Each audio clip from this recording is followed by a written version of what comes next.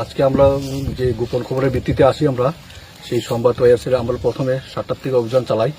প্রথমে আমরা মানিক্যনগরে আমরা যাই। সেই মানিক্যনগরে আমরা সেই আমাদের সাথে আছে এখানে এসআই বিশ্বজিৎ দেববর্মা, এসআই সঞ্জিত দেববর্মা এবং টিএসআর বাহিনী আছেন 9 ব্যাটালিয়ন, 11 নম্বর ব্যাটালিয়ন, আর ওমেন আছে 14 নম্বর ব্যাটালিয়ন।